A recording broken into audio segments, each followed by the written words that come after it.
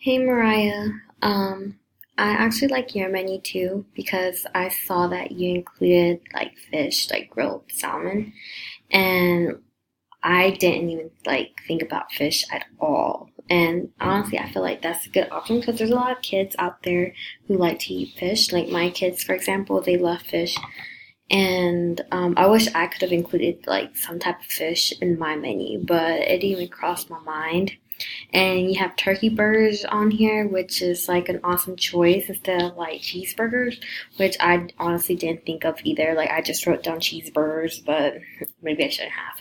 But turkey burgers are like a good option with whole wheat buns.